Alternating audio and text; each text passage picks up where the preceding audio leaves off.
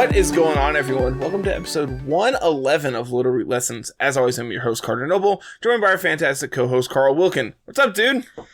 Not a whole lot. I've just came back from probably like a 3-hour drive. Been away all weekend for Easter and got back last night, and I am sore. I understand. I heard you might have taken a fall. I fell down about a fourth of a flight of stairs. Fantastic. So we were getting the dogs put up in the Jeep, getting ready to drive. Belle, I don't know if anybody's ever you might have seen her if you've been paying attention to streams or anything like that. She weighs about 50 pounds and she pulls like a goddamn horse. She'll pull you down the road. She'll pull you down the stairs. She doesn't care what's attached to her. She'll pull you. And we were going down those slick, wet stairs because it's raining outside. And I ended up slipping off the middle stair as she hit the ground and yanked me the rest of the way down. Yeah, that sounds completely awful. I know. Hurting pretty bad. So, as you know, I live in an apartment building, and our apartment is on the second and third story. We have a split level apartment. The steps are on the outside of the apartment.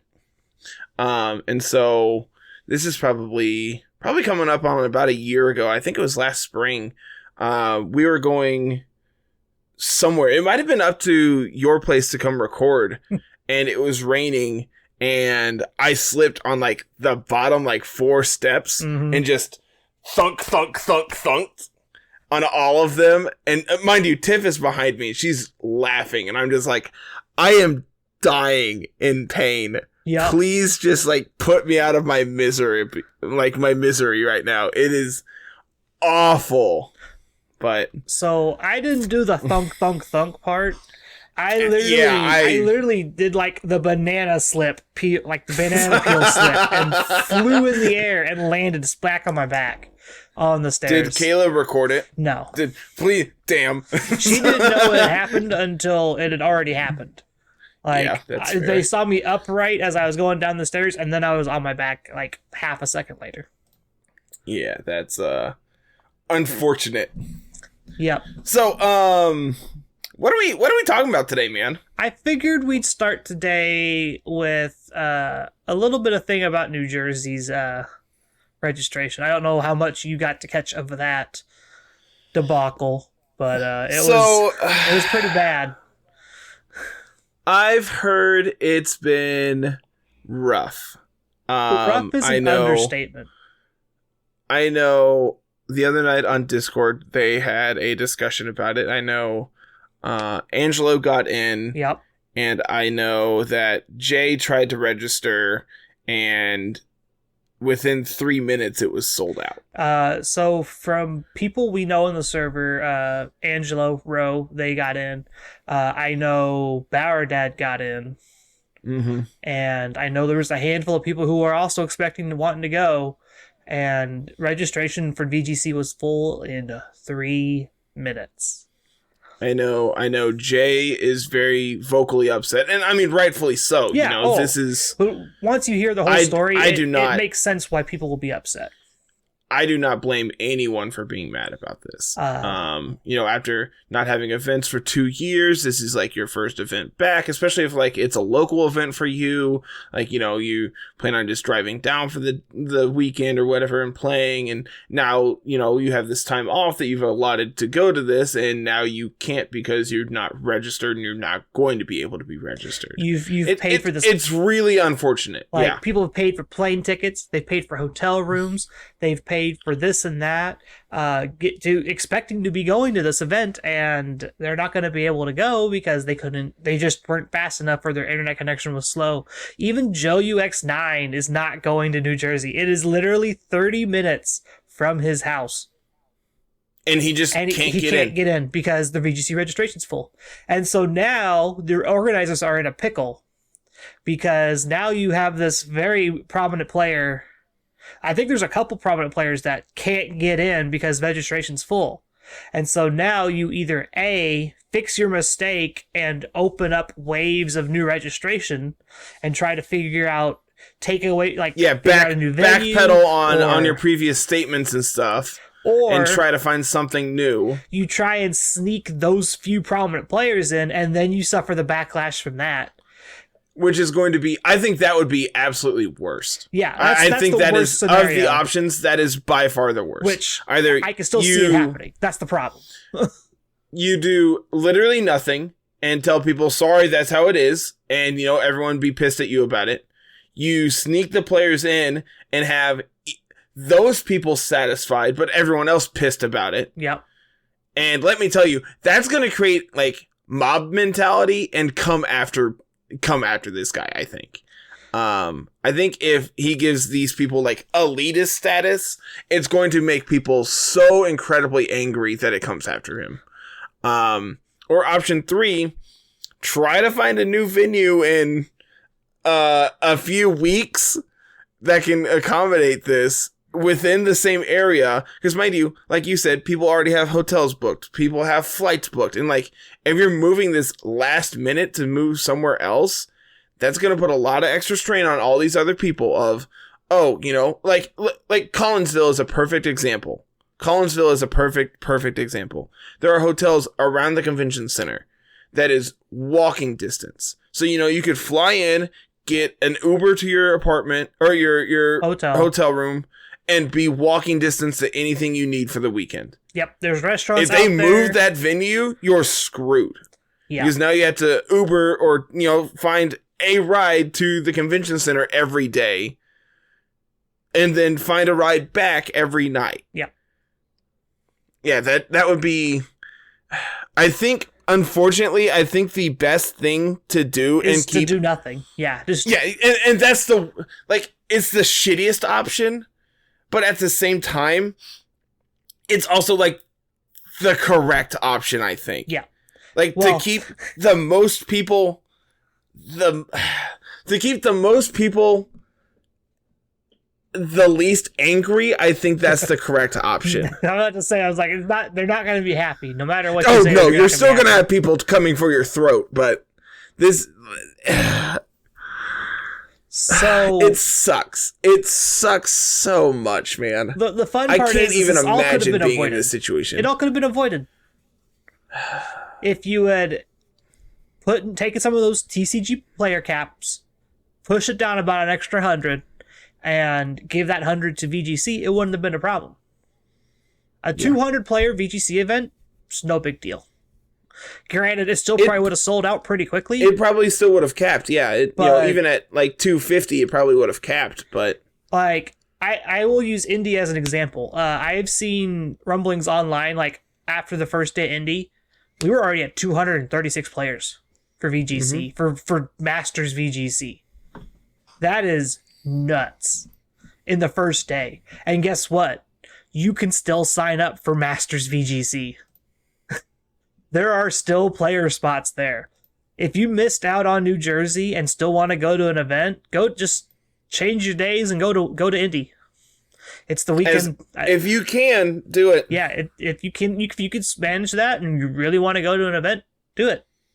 I'll be there. You'll see me.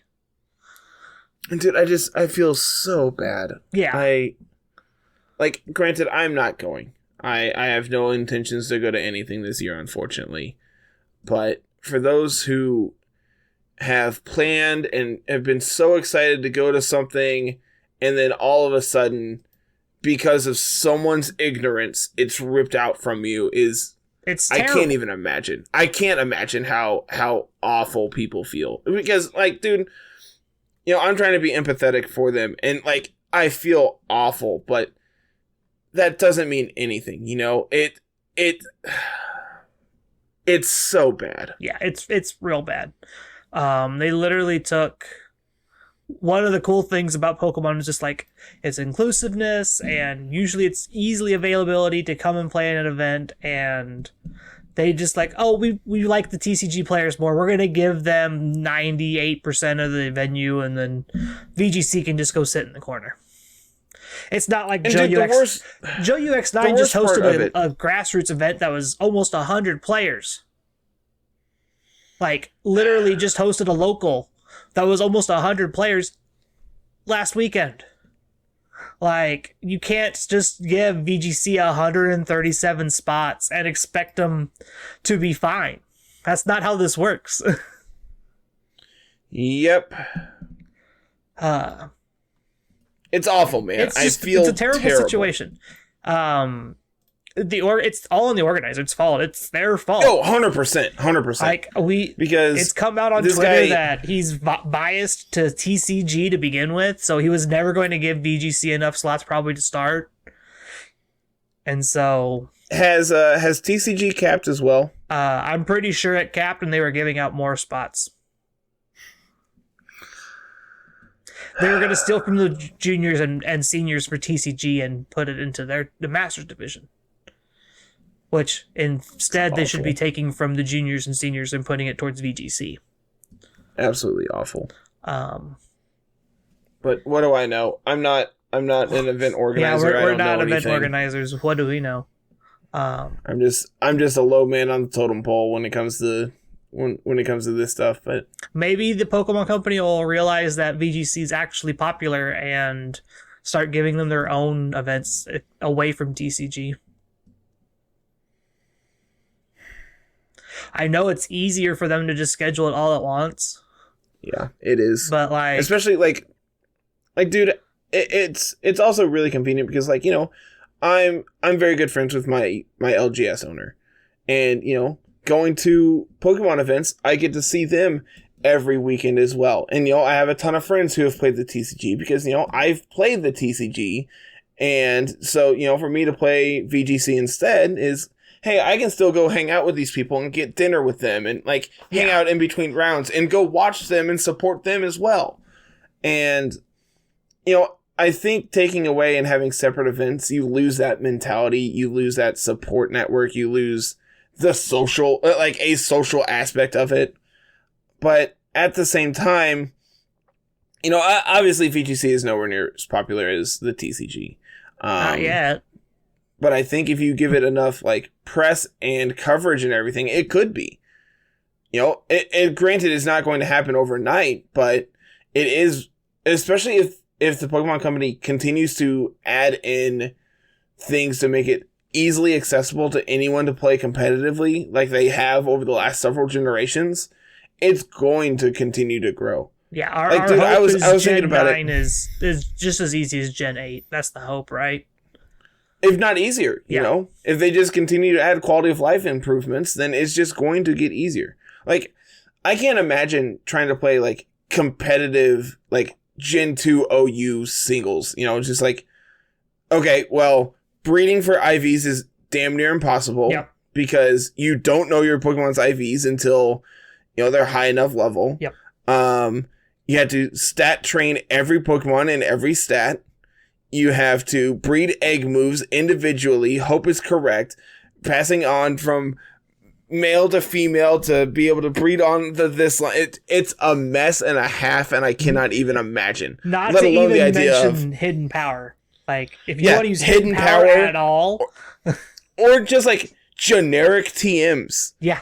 Of, okay, well, luckily, I have a second copy of the game I can play through with a second Game Boy with a trading cable to be able to trade over this extra TM I need because I used my Thunderbolt TM on someone else and it's not on the team I'm playing. Yeah. Like, dude, today I spent 20 minutes looking for a Thunderbolt TM. And it's just like, okay, cool, I have it. Yep. You know, I have my TRs, no big deal. I think TRs and TMs are one of the best things about Sword and Shield. For sure. I think the renewable, like, reusable TMs is probably, like, the best thing. One of the best things that's ever happened to Pokemon. I think probably the best, if you want my honest opinion, is Physical Special Split. I think it revitalized so many different Pokemon to make them more viable than they ever were before. Looking at you, Gyarados. Dude, looking at Gyarados, looking at, like, Kingler. Yeah. Kingler was a physical water type. Any water type that Gen 1 that had, like, that was physically offensive and just couldn't be used because water is special.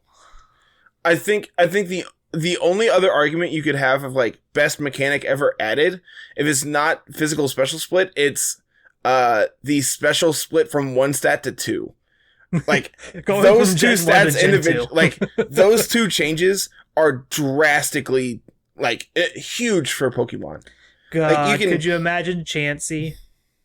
There's a Pokemon Red ROM hack that's called Unova Red, where it takes it takes the Pokemon from the Unova Pokédex and puts them in Pokemon Red and keeps the same story and everything, but like revamped trainers because now they have all these new Pokemon and everything. But it's really weird and it's really cool. Just like, all right, imagine Embor, but like with one stat as its special stats, and like it's so weird. And I haven't played it. It's on my list of ROMs I want to play. Yeah.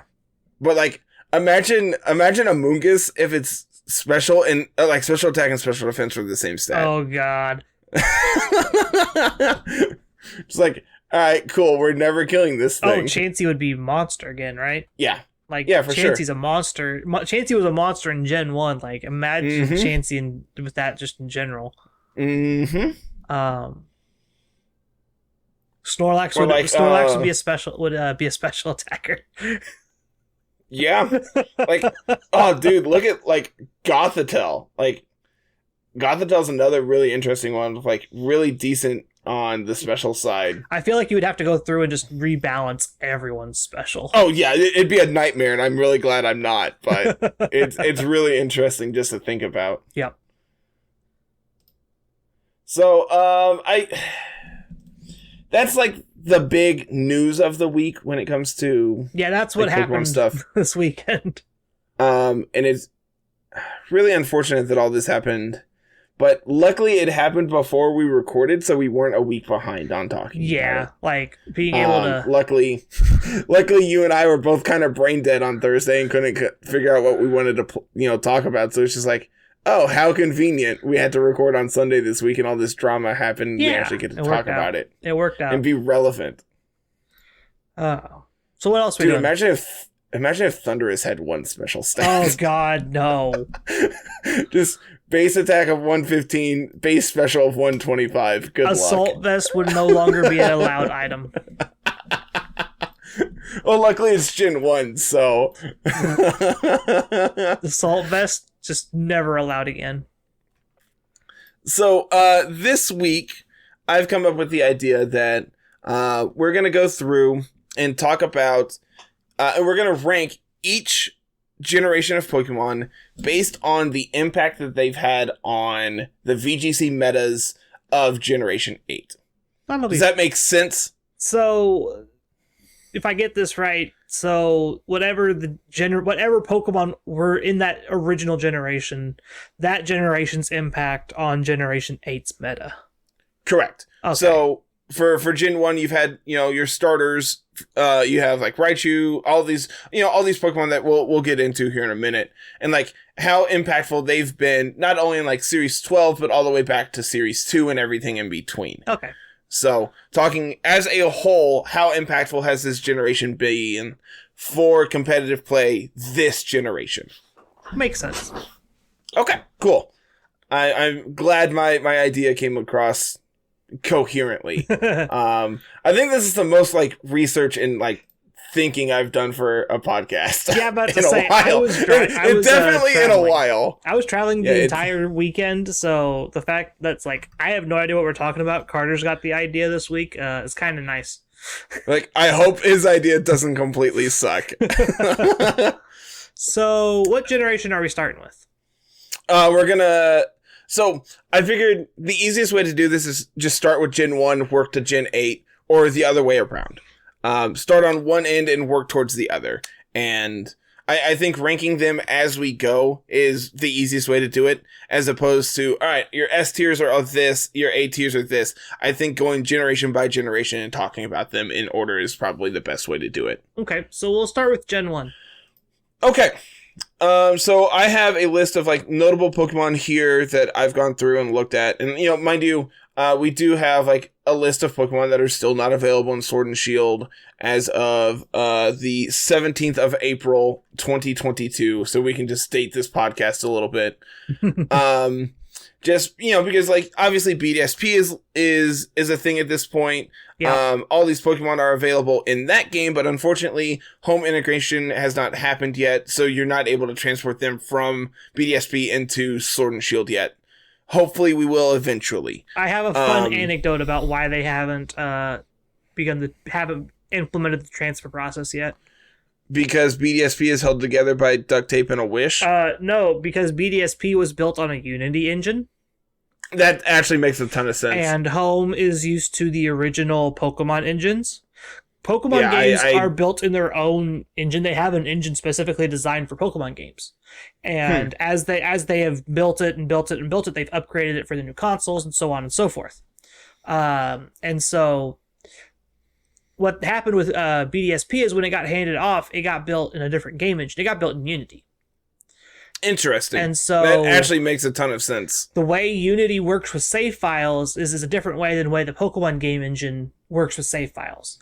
You can't really you can't PK hex BDSP very well.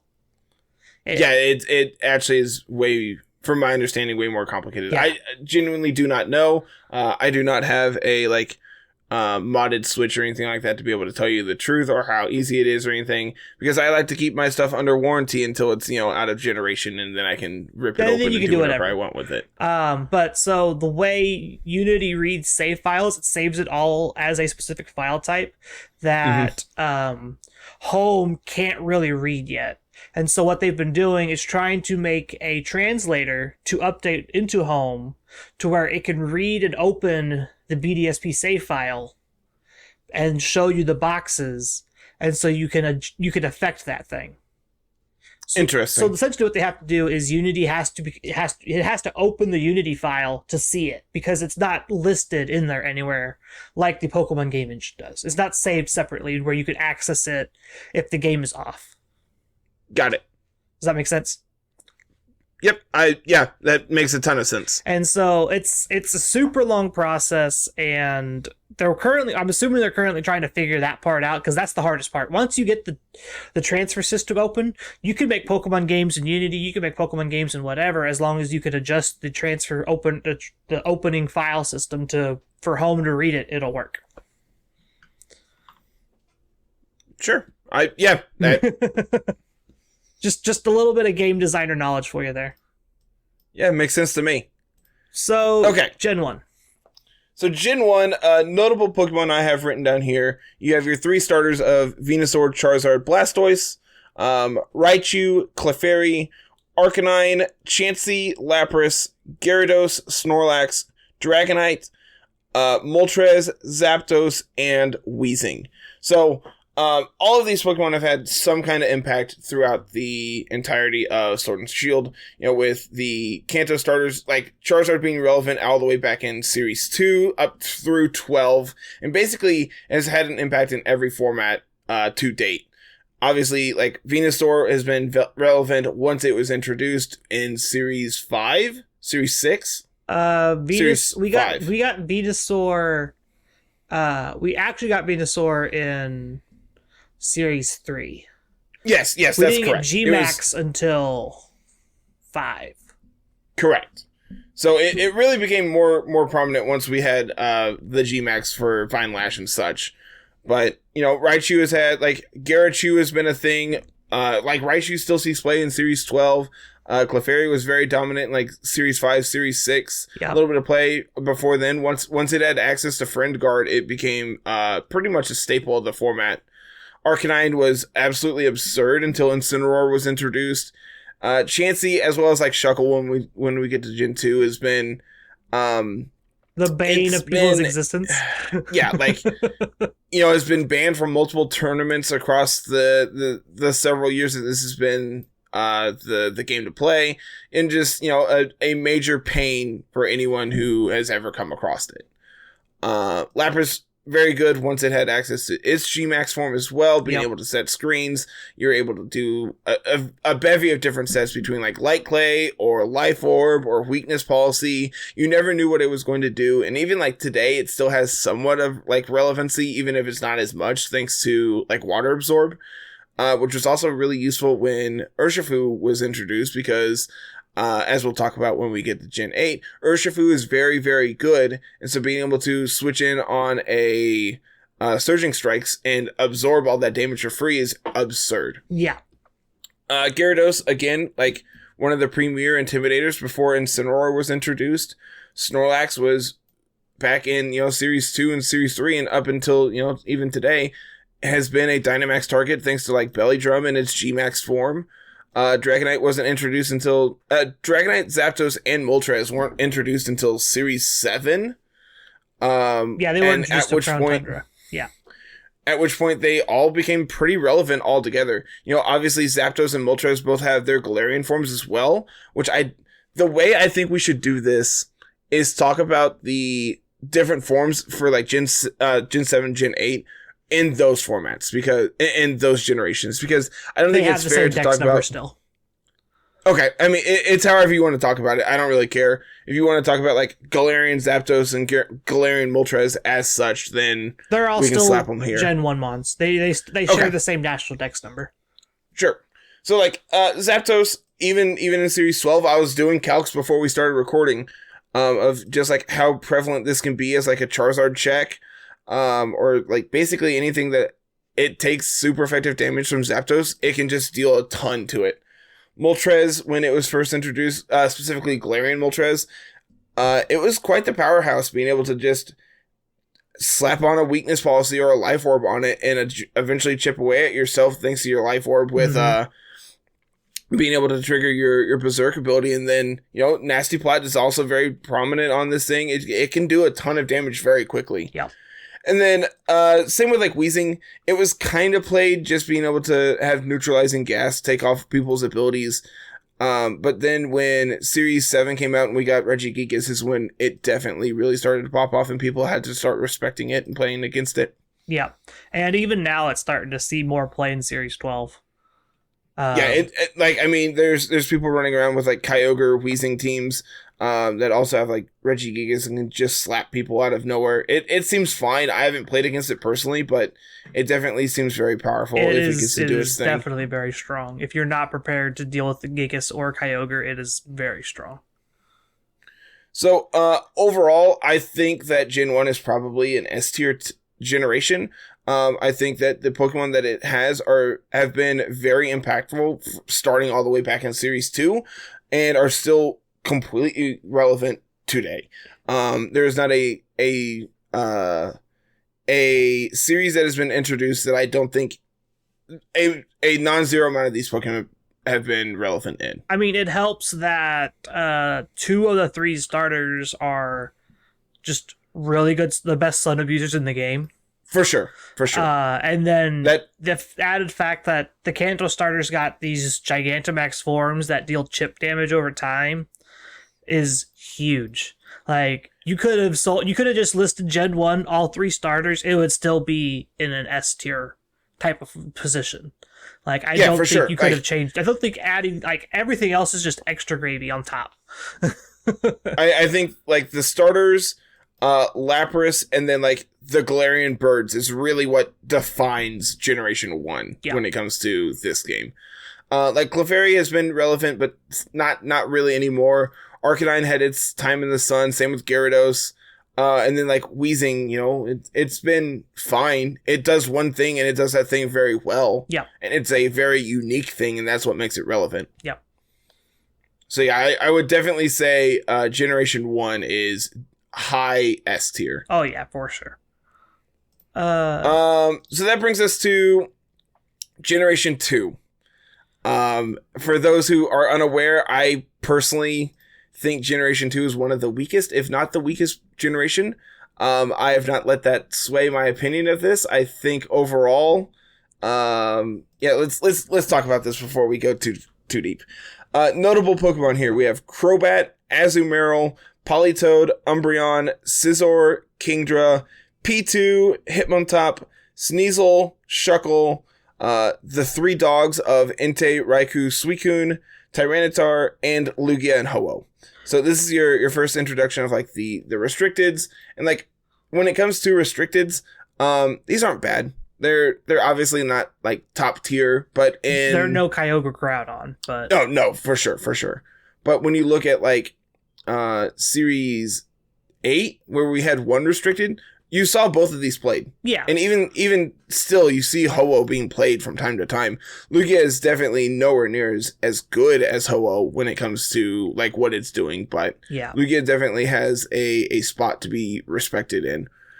That being said, I think the biggest thing when it comes to Generation 2, if we're talking like overall best Pokemon, it's Tyranitar, P2, Politoed, and then probably like some combination of like Hitmontop and the dogs. I put Crobat on this list just because it's like I needed to talk more Pokemon, I think.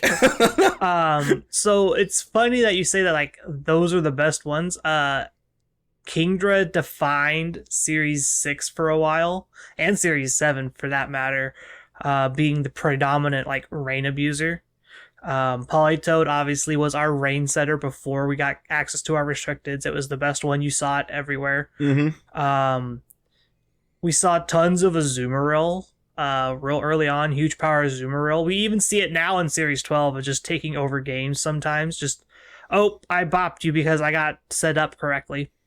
Azu also has the benefit of being having access to Aqua Jet, which of course makes Colossal very good, which we'll talk about when we get there. That was actually one of the original abusers for Colossal when we get to it, was our Azumarill. And then the other notable thing that it had access to, which also fits the Colossal teams very well, is Perish Song. Yeah. Being able to, all right, well, Colossal picked up 2 KOs. All right, this game's over. Yep, set Perish Song, I win. You're not going to be able to, you're not going to be able to win this game in 3 turns when I have 4 Pokemon and all of them have Protect. Exactly. Sorry. So I definitely do think Azumarill is good, but like compared to like Kingdra and like Tyranitar, I don't think it's top of the list here. Tyranitar is the top of the list. Like there's nothing else to compare.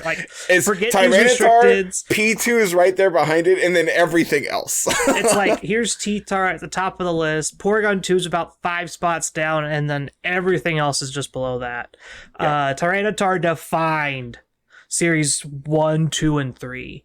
Like even all the way up till like Series 5 and till it got banned in Series 6. Like that's when it was top tier, was the TED cores, and you saw even like Series 7, like 7 and 9 it was played.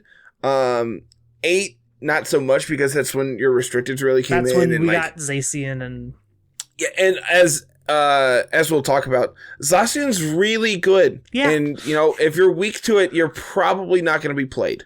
Yeah. So, unfortunately, being a rock type in a format dominated by a very powerful steel type is not a good matchup. Compared to Series 1, it's definitely like maybe a C tier at best, in my opinion.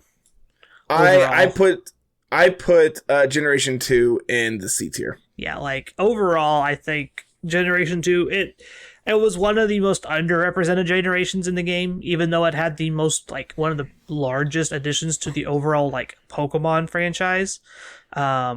Just being kind of just lacked a lot of just Pokemon from that generation until we got into the DLCs. And that's when we saw more of these Gen 2. Like, if we're talking, like, base game, we had Umbreon, Hitmontop, Sneasel, T-Tar. And Shuckle. Oh, I forgot Shuckle was in the base game. So yeah, like basically nothing. Yeah, so like you had Tyranitar and then a bunch of things that were like okay. Yeah, there was like almost nothing from Gen 2 in the original base game. And so like if you're just like strictly base game, T-Tar was very impactful. It was the team to beat for the very long time. Was you got to be able to beat Togekiss, Excadrill, Dragapult, Tyranitar. You got to be able to beat that. That was the thing that was just running rampant through teams and get tournaments and winning events left and right. And I don't think that's enough compared to like Gen 1, where it's just like, here's all 3 starters. Here's Lapras. Here's Gyarados, which was a Dynamax target and an Intimidator all at the same time.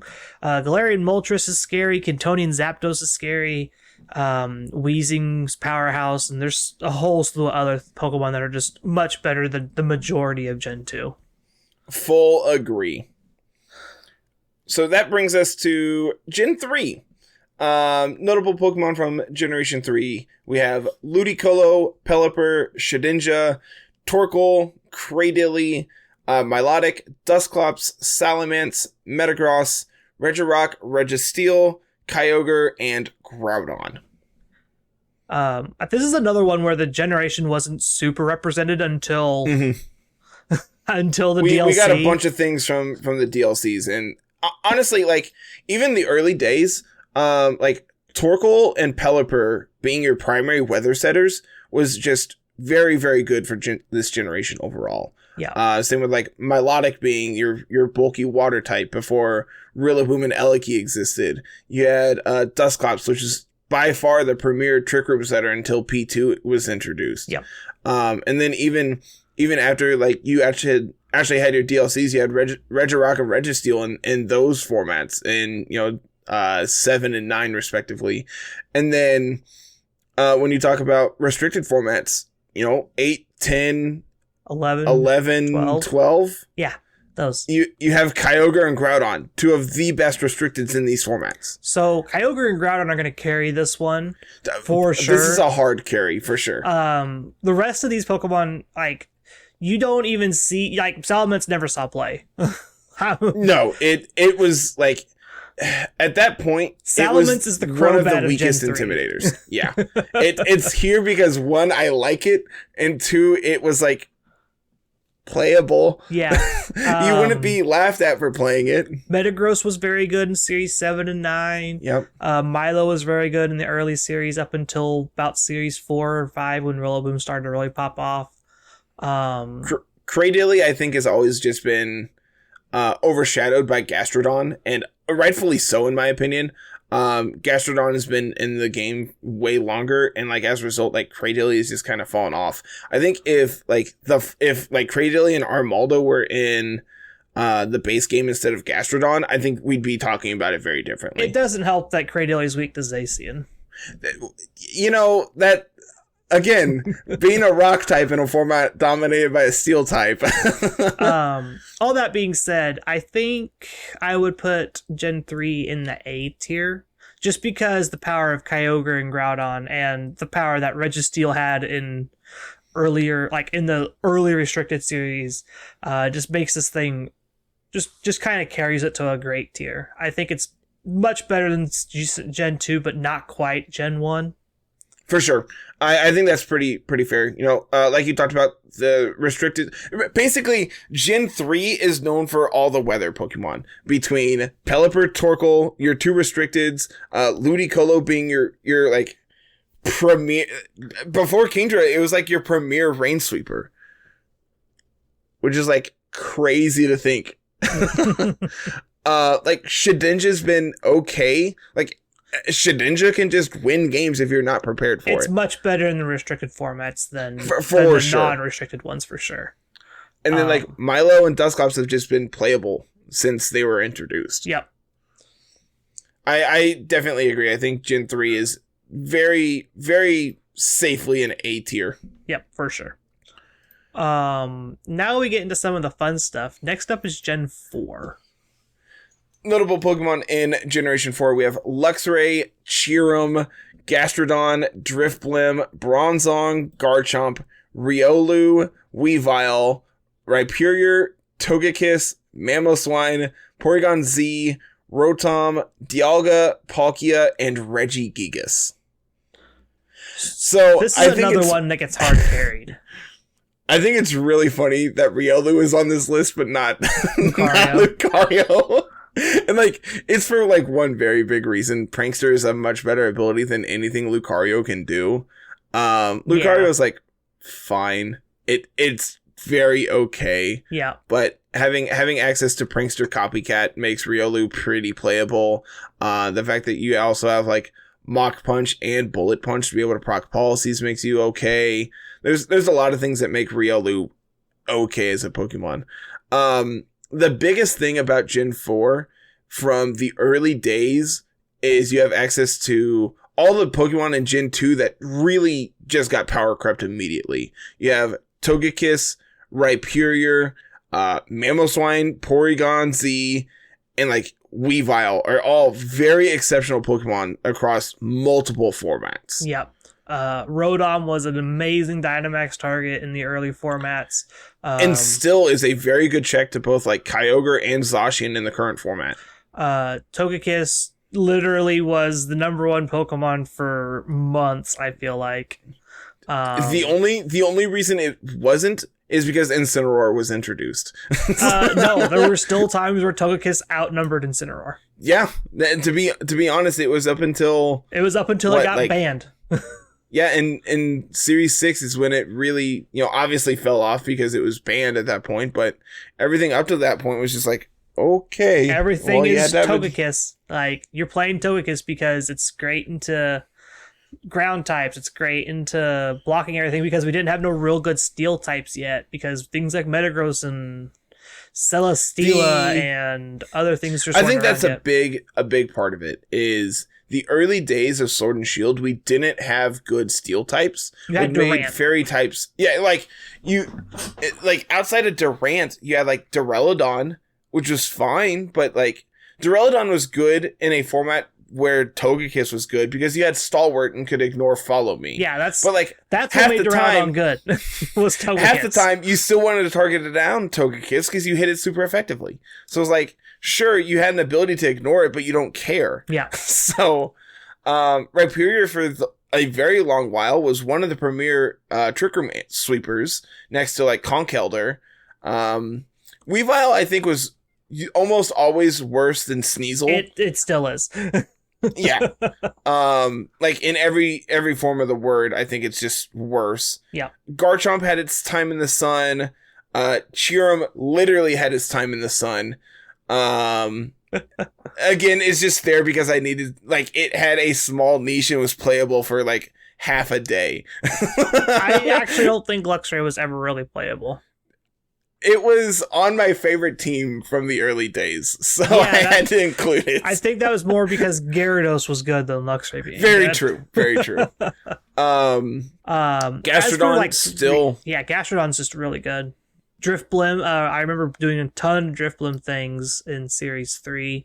It was just so powerful being able to unburden with all the terrain setters that were just there. Yeah, once terrain became popular, Drifblim really took off. Once people figured out that Indeedee was really good, Drifblim became a pretty decent partner for it. Yeah. Bronzong has been good as long as it's been around. It's not in the base game, is it? It is. It is? Okay. So yeah, like, again, early days, you were able to set Trick Room with it. You were able to Gyro Ball, like, opposing Togekiss. There's a lot to really like about Bronzong. And, this is before we even talk about, like, Weezing Gigas. This is before we even talk about... This is before any of the restricteds or anything like that. Yeah, like, this is ignoring how good, like, Dialga Palkia have been in their restricted formats. And, like, how good Weezing Gigas was in non-restricted formats where it was legal. Yeah. So, I think Gen 4 is probably, like, a solid B tier. I think that the Pokemon that are very good are obviously some of the best. But there's a lot to be desired still from this. Like, the fact that I had to include Luxray because it was okay at best is like a testament of how poorly represented Gen 4 really is. Yeah, a lot of where we see Gen 4 was in BDSP, and that's kind of just like where we were hoping to go for the next format. Was, hey, BDSP's out. Well, we can get all these Pokemon from Gen 4 to Gen 1 that we didn't have access to before. And it would increase the dex. I think it was, by about 100 something? It was by a significant number. But, the fact that I had to include, like, Luxray, Cheerum, Riolu, and Weavile on this list just to have, like, something to talk about should really tell you how mediocre Gen 4 is. We would have got access to Probopass. If you talk about, like, the Gen 2 evolutions as, like, Gen 2 Pokemon, then that makes that way better. Like, like, if Togekiss is considered a, quote, Gen 2 Pokemon because it has that evolution, like, half of Gen 4 is gone now. Yeah, that's the thing, is Gen 4 built on Gen 2. Things like Togekiss, PZ, Mamoswine, like Rhyperior, Like, these all built on the previous generations. That's what made Gen 4 cool, was just like, here's all these extra Evos for all these Pokemon we had before. And we didn't even talk about like how cool PZ was, and it's like it's one format. It was really, really fun. Yeah, this is a generation that's carried by on the back of like Rodom, Gastrodon, and Reggie, I guess I feel like. Yep. I think it is very okay. Your Gen 5 list is huge. Dude, there's so much. I feel like that's kind of just like because they gave us a lot of Gen 5.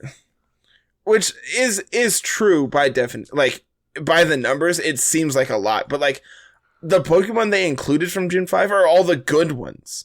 Like, you're not playing with, like, Pansear.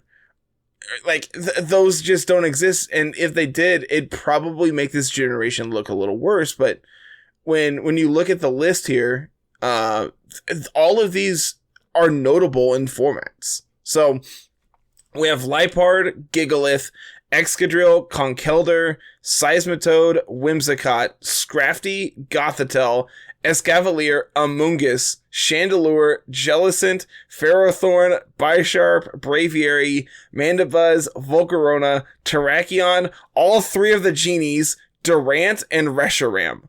Like, I just named like half of the Unova decks. Yeah.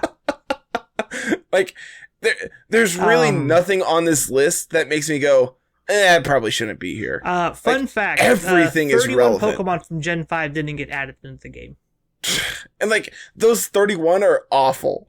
They're so bad. It's all the bad ones from Gen 5. Like, literally outside of the Electros line, it is literally all the bad ones.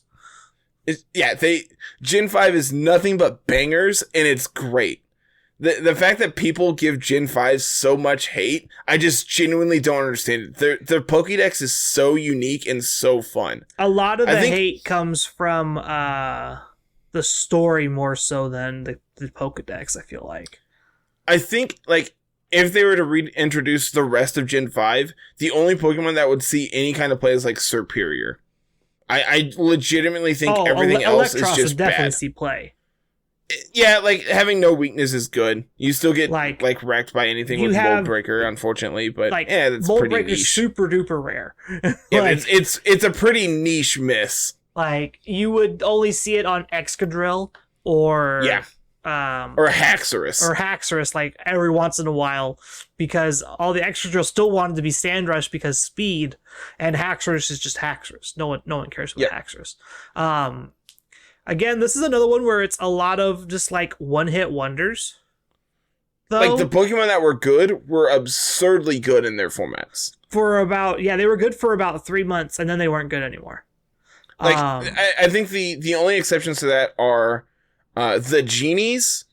Like, Volcarona had its time, like, it was playable across multiple formats. Excadrill was absolutely absurd as a member of the TED Core. Yeah. Conkeldurr was one of the premier Trick Room sweepers for several formats. Whimsicott still sees play.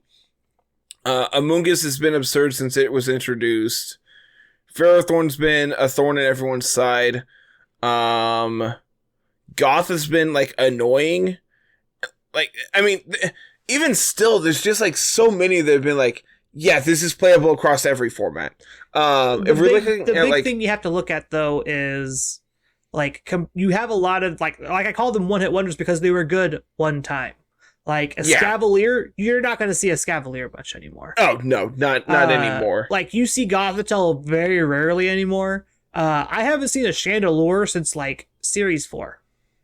But when it was, you had to be prepared for it. Kinda Yeah, that's fair. Chandelure was not on my original list, to be fair.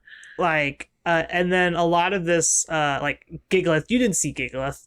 You saw Tyranitar. Let's be honest. You only saw Gigalith because Tyranitar got banned.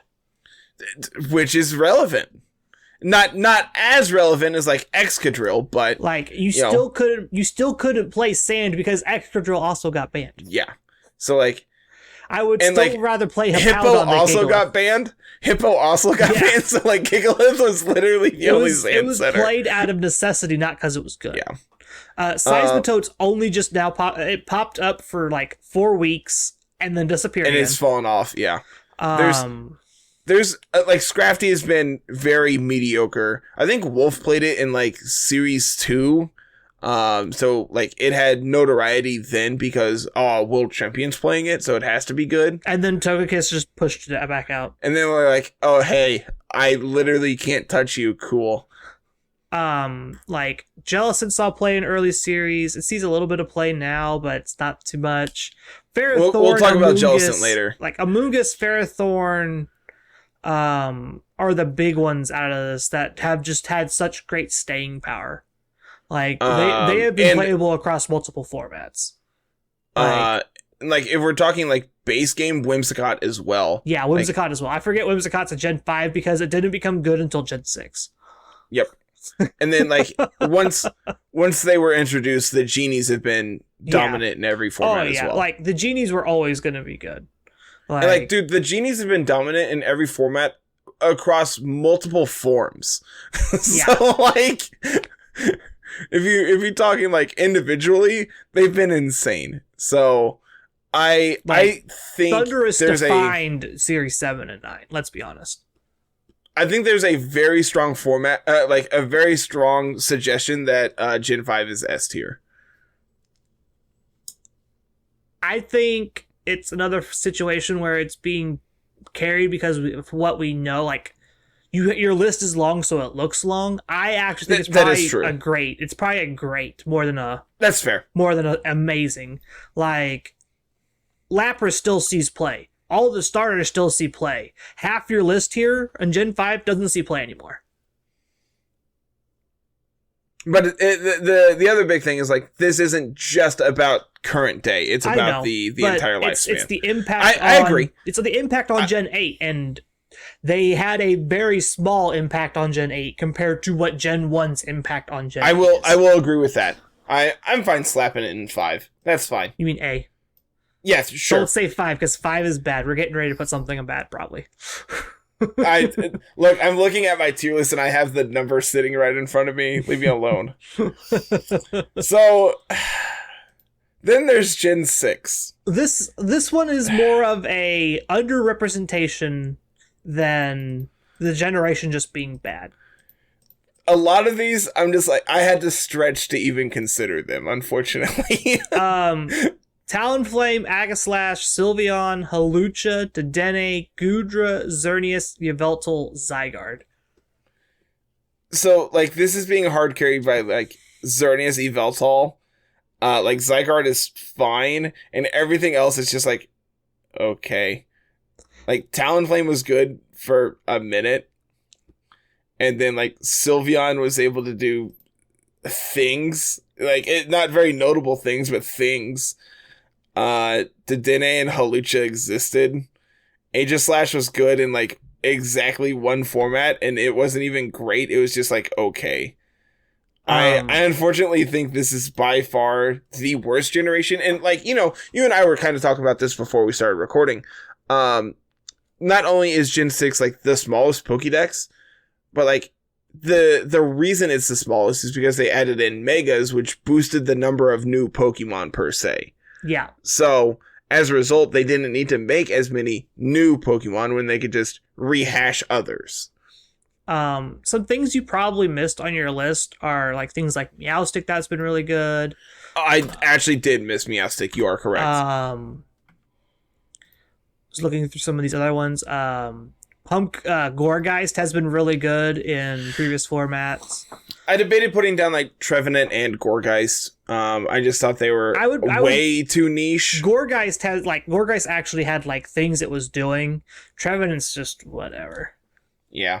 I still think this is by far the worst generation when it comes to this. Well, that's because they only included like what is it, like 20 Pokemon from Gen 6 and then left the other 20 on the bench. And that's the sad part. Nine of the other 20 are the starters, which was where a lot of the power was in Gen 6. Let's see. They left other Florges Pokemon on the bench. I I didn't include Diggersby. You can yell at me for that one. Yeah, Diggersby was okay. Like, huge power Like, it stuff. was fine. I think Furfru's not in the game. Helioptile and Heliolisk is the evolution. Yeah, Yes. Heliolisk. It was fine. Like, imagine if they had given us Greninja. Like, imagine if they'd given us Delphox. Imagine if they'd given us Chestnut. Like, these were actually, like, the decent Pokemon in Gen 6, and we just didn't get them. The best Gen 6 Pokemon is Mega Charizard. Like, if we had gotten Florges as a Pokemon, like... I actually think it might have been, like, fine. It'd have been a cool support Pokemon. I think in the early series, I think it would have been very good because, you know, having a bulky fairy type in a format where steel types aren't nearly as popular could have been good. Yeah. Like, this thing has Helping Hand access. It had access to, like, all the grass stuff that was really popular. The big downside to it is it's very physically frail. So, like, in these formats, you're still just getting completely dominated by, like, Excadrill, unfortunately. Yeah. Like, your base 154 special defense is obviously absurd, but when you just, like, can't take a physical hit to save your life, it's really unfortunate. This was another Pokemon that got access to Ally Switch. Did not actually know that. Yep. That's really cool. It would have got access to Ally Switch, Helping Hand, After You. Does it get a sleep move at all? I'm not sure. Come here, Cerebi. I have you pulled up. I don't think so. No sleep powder. No I don't yawn, see nothing one, cool. but I don't know.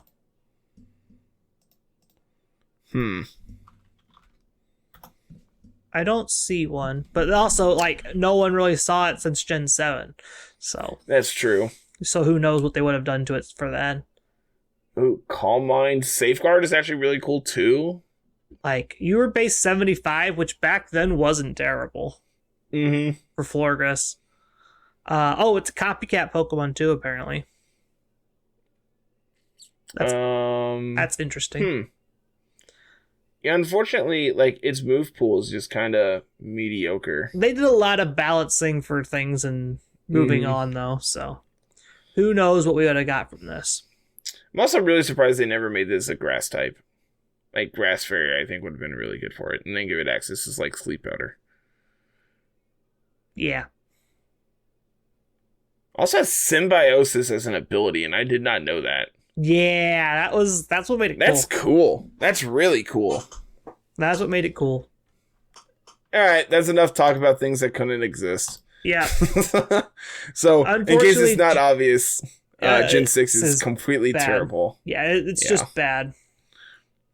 Like, which brings us underrepresentation to just not inputting the right stuff in. Which I think things like Greninja would have really affected the Dynamax format, so I think it would have been good in the early days. Especially having access to basically, you know, Libero, yeah. Yeah, sure. Having access to, you know, protein is very good. And obviously, like, Ash Greninja would not have been legal, so I don't even need to think about it. We don't have to worry about Battle about Bond and whatnot, yeah. Yeah, I don't know anything about it, so it's okay. This brings us to Gen 7. Another pretty large list here. This was large on purpose. Yeah, there's quite a bit to talk about here, to be honest. This list is actually, like, very, very strong. So we have access to Incineroar, Primarina, Charjabug, and Vikavolt, both of which had, like, a non-zero amount of play. Ribombee, pretty niche, but, like, was playable. Araquanid, Serena, Comfey, Oranguru, Palossand, Togedemaru, Mimikyu, Tapu Koko, Tapu Fini, Solgaleo, Nihilego, Celesteela, Kartana, Pheromosa, Necrozma Duskmane, Stakataka, Mudsdale, and Lunala to round the list out. So there's obviously a lot of things that were also, much like Gen 5, are pretty niche and only did one thing one time. Stuff like Palossand obviously sticks out for that. but like same with like Rabombi, you did like you do like speed swap things, and that's about it. The difference here is like a lot of Gen 7, a lot of these Pokemon are still seeing play. Like they're still around. Obviously, like the big one is the king of the format, Incineroar. Yeah. You're restricted to your Solgaleo, Lunala, and Necrozma. All have been relevant in every restricted format we've had. It doesn't help that that generation also had the entire Ultra Beast line, which are all designed to be busted to begin with. Yeah, all the good steel types of Stakataka, Kartana, Celesteela. You had part of the Nutcore and Nihilego. Mudsdale was like playable as like having access to stamina. Being a Trick Room sweeper was also very relevant, especially in the early days where physical Pokemon were some of the best, being like Tyranitar and Excadrill. Mm-hmm. Being able to just, all right, well, you hit me and I didn't die, so now you're not going to be able to KO me. Good luck. And then on the flip side of Mudsdale, you had Own Tempo with like Swagger, just could go nuts. Togedemaru having access to Lightning Rod has been relevant. Serena, my queen, what I would do for you.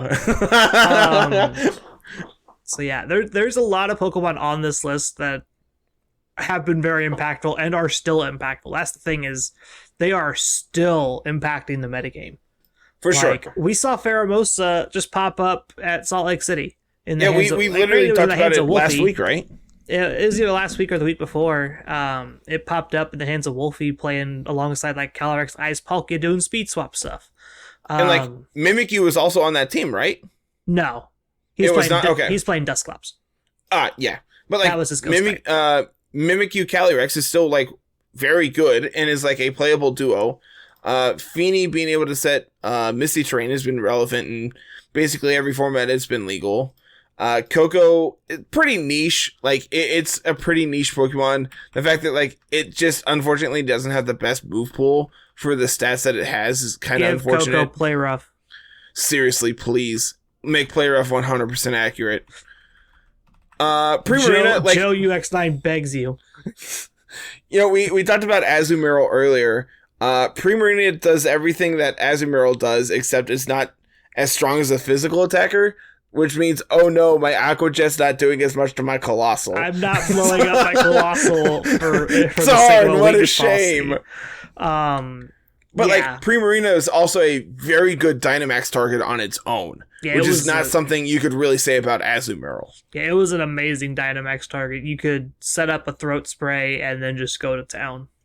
Yeah, I think Primarina is like underrated with how good it has been in these formats.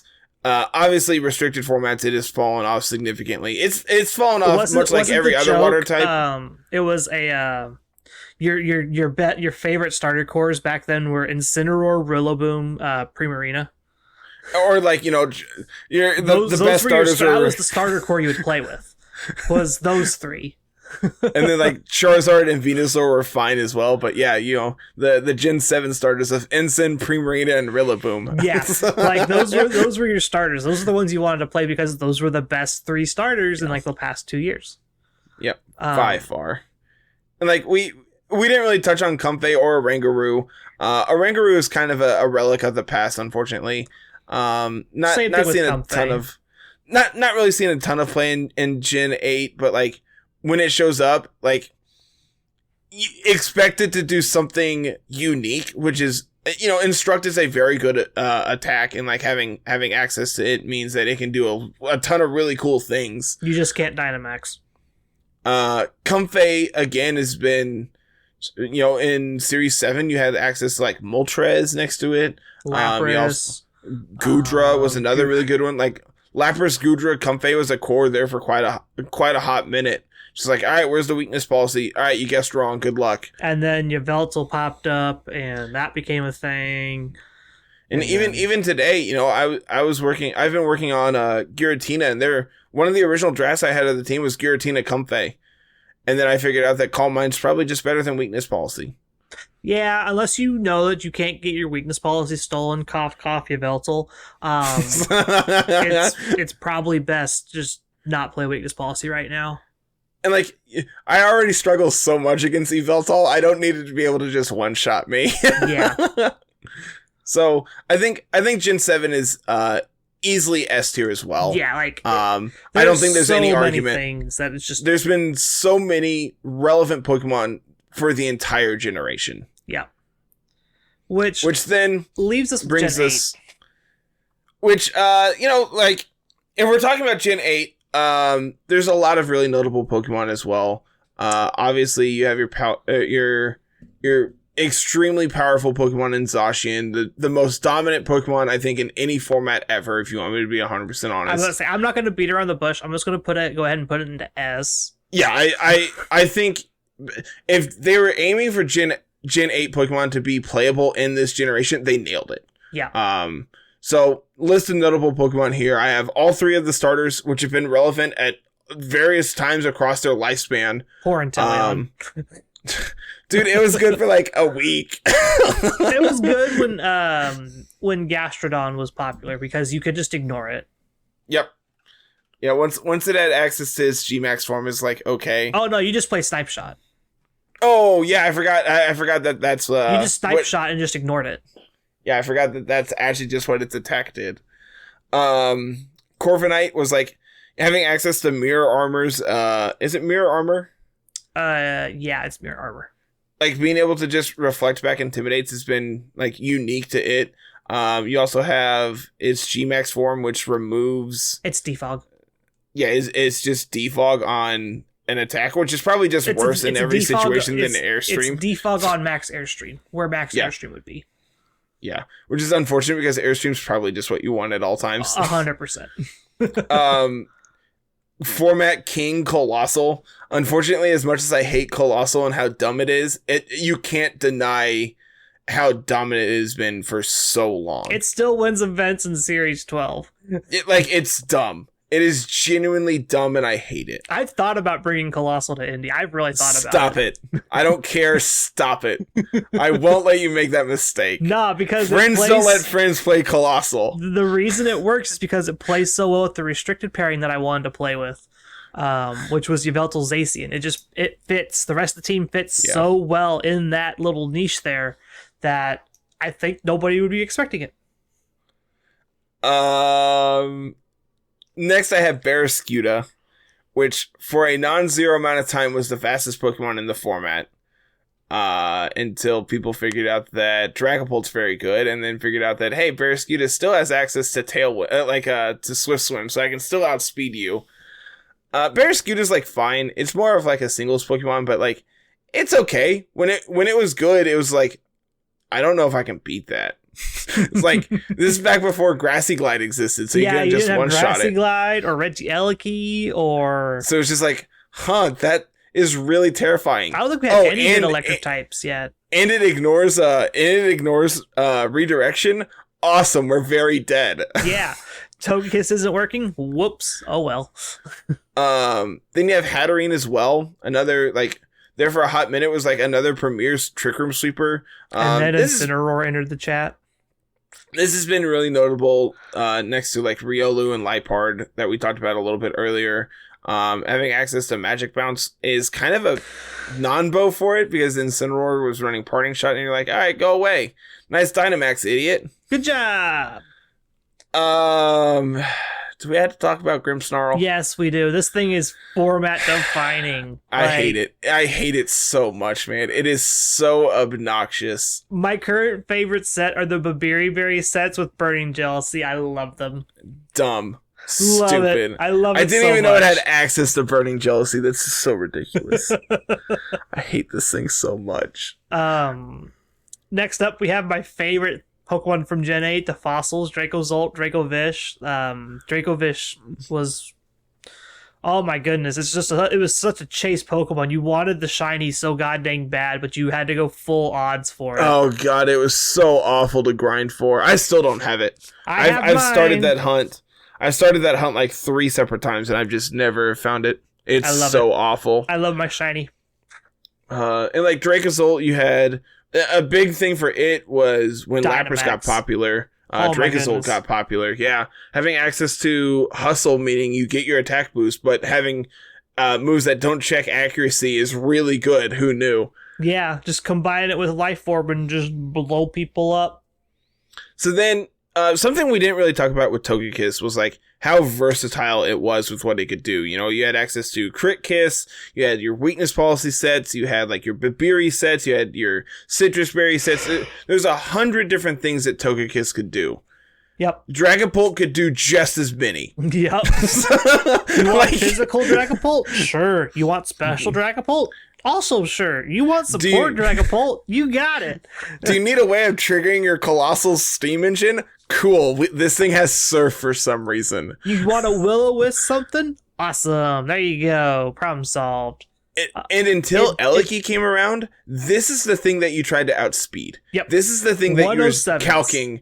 Yeah, 107s with with Tailwind. Yep, 107 with Tailwind. I will know that number until the day I die. Yep.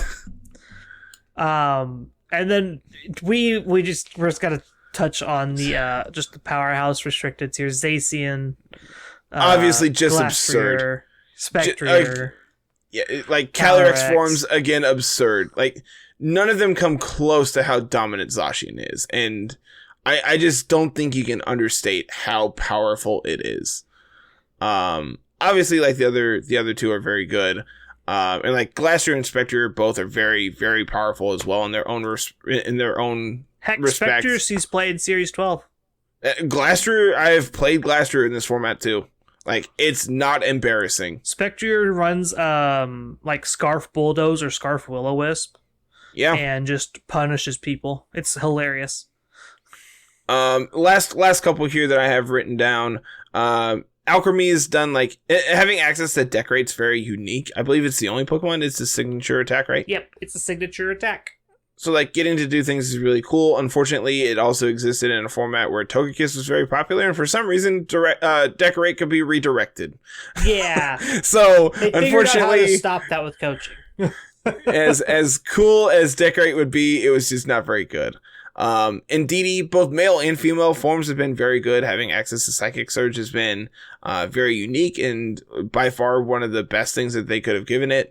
Indeed, female is by far the more popular of the two, having access to Follow Me plus Psychic Terrain, meaning you don't get hit by Fake Out, and priority moves to be able to take out.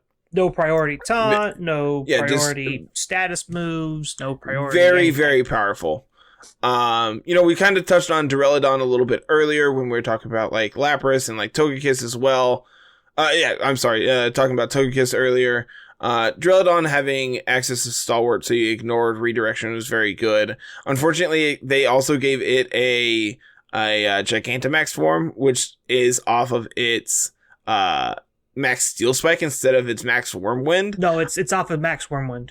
Oh, is it? Yeah, it was off of Max Wormwind, which is what you wanted Wormwind to lower everything's attack because it's PP depletion. Yeah, which is just like bad. It's just spite on a base 140 attack or whatever.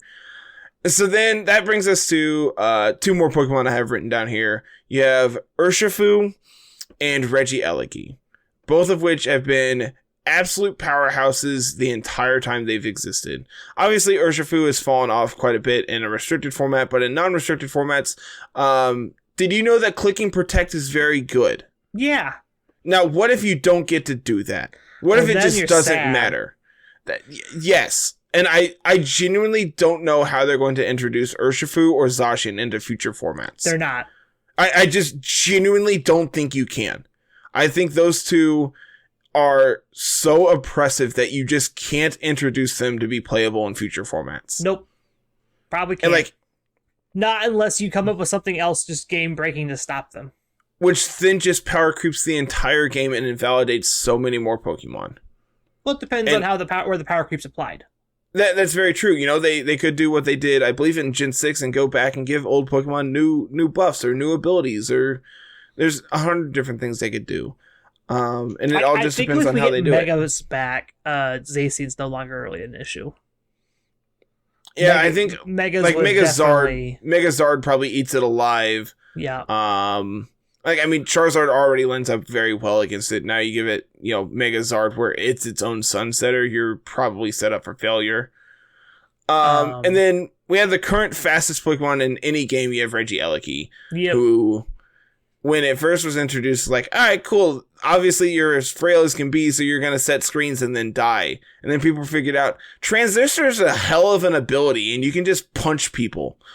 Hey, you know what's good? Dark Aura. You want to know what makes it better? When it's electric type. You know what makes it really good? Having one immunity. Yeah. And, like, it's really obvious if they have a switch in or not. And if they do, it's not your Dynamax target. Exactly. Like, until you see their ground type, you don't max it. Yep. It's that simple. I think it is very fair to say that Gen 8 is by far the best generation when it comes to, like, Gen 8 as a whole. There's just been so many Pokemon across the entirety of it that have defined the generation from start to finish. May it be the early days with, like, Dragapult, or the days where Colossal was very good, or your restricted formats where Zacian became the best thing you could possibly do. It has been by far dominated by, I'm presuming, design for a generation to be the best. Yeah. And if it's not, I am very surprised. Agreed. Okay. Definitive list. 817. All are amazing. 5 and 3 are in great. 4 is in good, 2 is in okay, and 6 is in bad. Yeah. You can tell, like, where they pulled most of their Pokemon from, and then where they didn't. Yeah, for sure.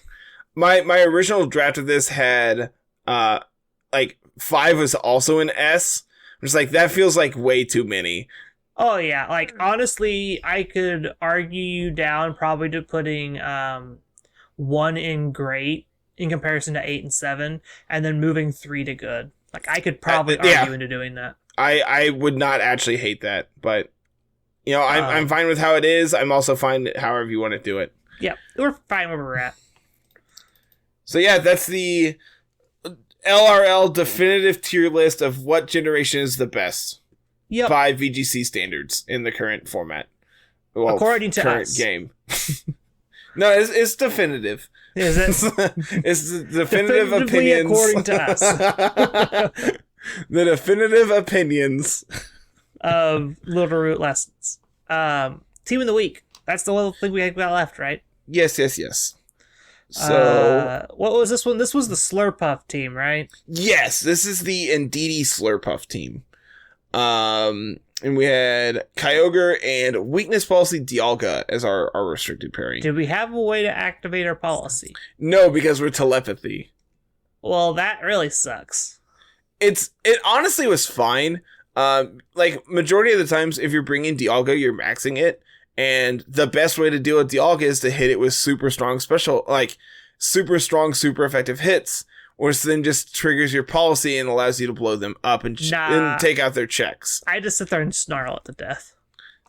Well, that's just rude. That's what you're supposed to do. I am not disagreeing, but it is very rude. You can go ask Ro. He learned all about that. So, my favorite part of this team is Jellicent. Well, of course it is. There's a couple games that I believe you showed. There's a game where I played against a Vaporeon, and it just couldn't touch me. Yeah. It's like, cool, we win. Like, whatever, I don't care. And then there was another game where my opponent maxed Zard. I set Rain with Kyogre maxing, and then Trick Room went up, and I Water Spout and one-shot Zard in the Rain from full HP. Kaboom! Who knew Water Spout, hell of an attack. Yeah, base 150 is really, really good. That same game, I led Slurpuff and Indeedee, got the double KO on turn 1, which allowed me to switch into Jellicent Kyogre, which forced them to double switch, so I could just fire off 2 Water Spouts on the switch in. Yeah. It was a really sick game. And unfortunately, like, the big takeaway I had from this team is that Slurpuff sucks. Yeah, like, it's not very good. As much as I really like it, the fact that you're pairing it next to Indeedee means that you just don't get to do anything with Slurpuff. You don't get to do any of the cool support things that you want because it's not built to be able to, like, Indeedee is not built in such a way where it can abuse what Slurpuff is trying to do. And like Slurpuff doesn't really benefit from like anything else going on.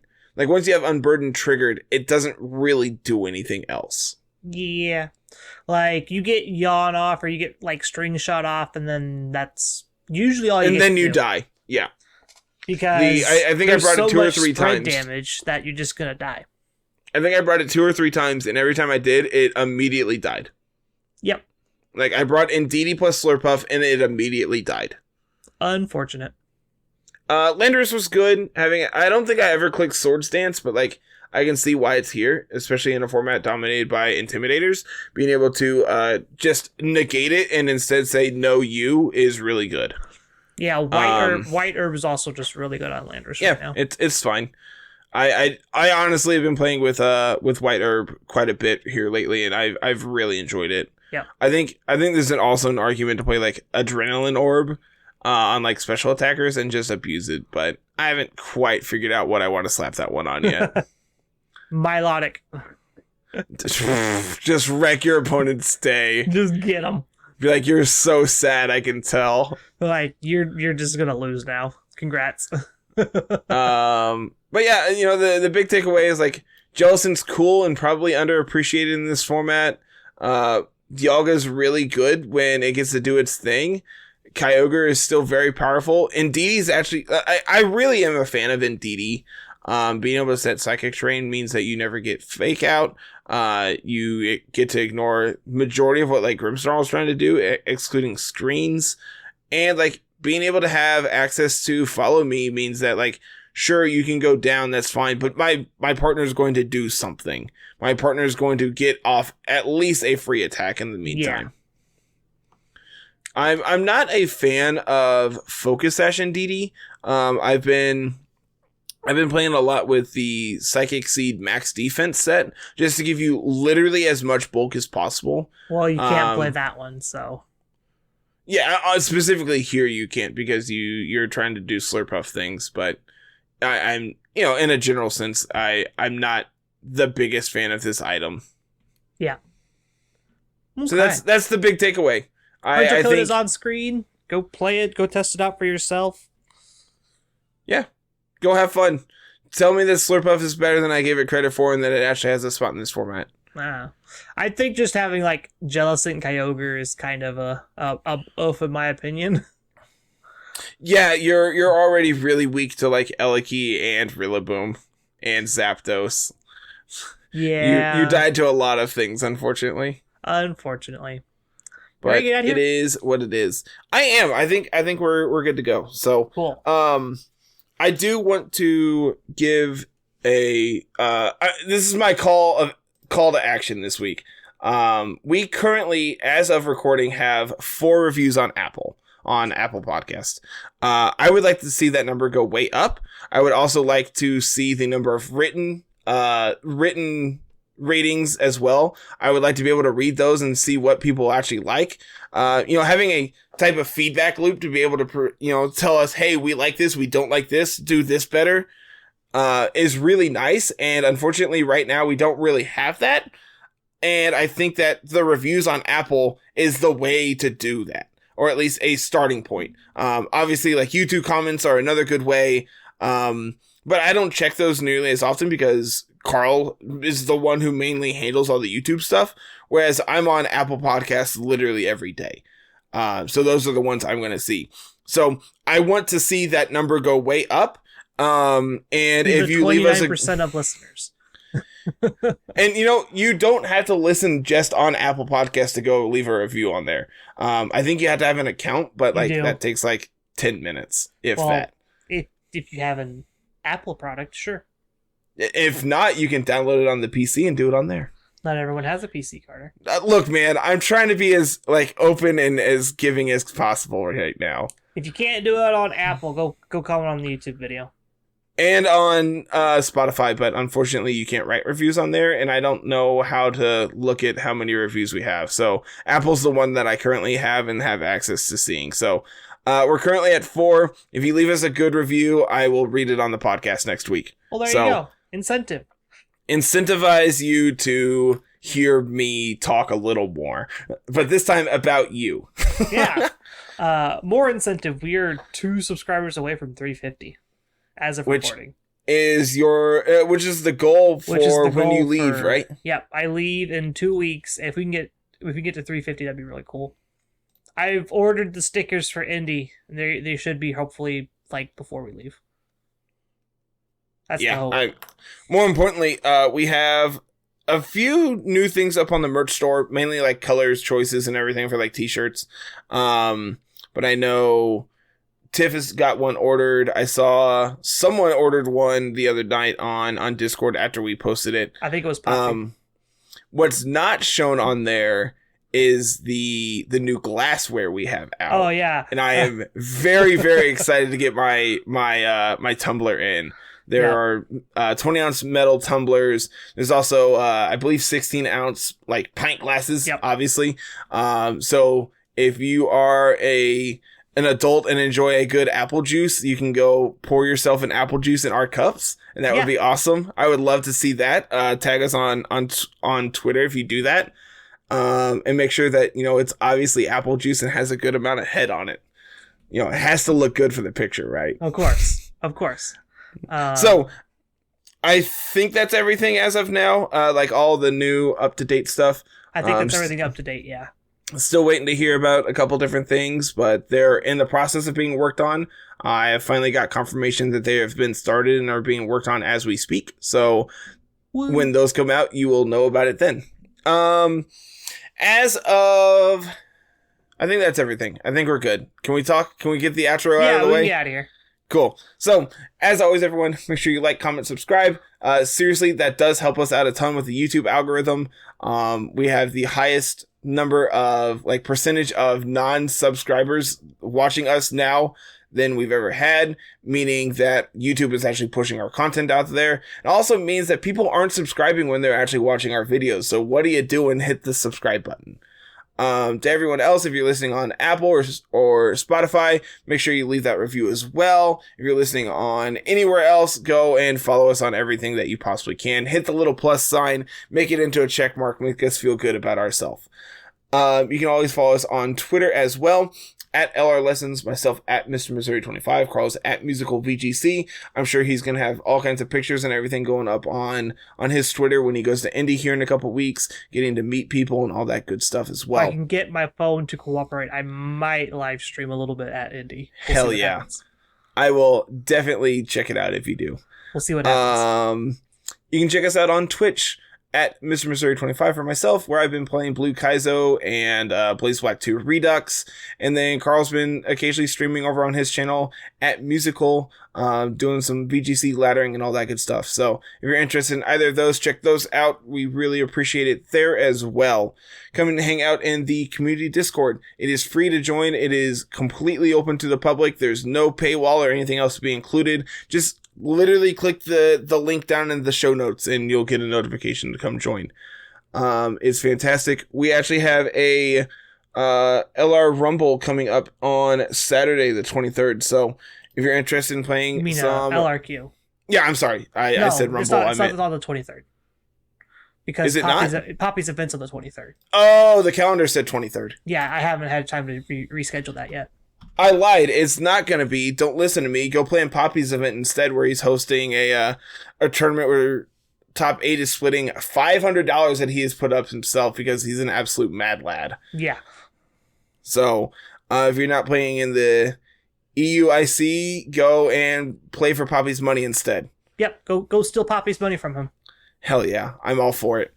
Let's see, Twitter, Twitch, YouTube, Discord. Check out the website, lrlessons.com. Make sure you check out the merch page while you're there. Be on the lookout for new merch when it goes live. I think that's finally everything. I think that's it. All right, that's going to be it for today, everyone. Thank you so much for watching and listening, and we'll see you next week with some more Littleroot lessons. Have a good one. Peace.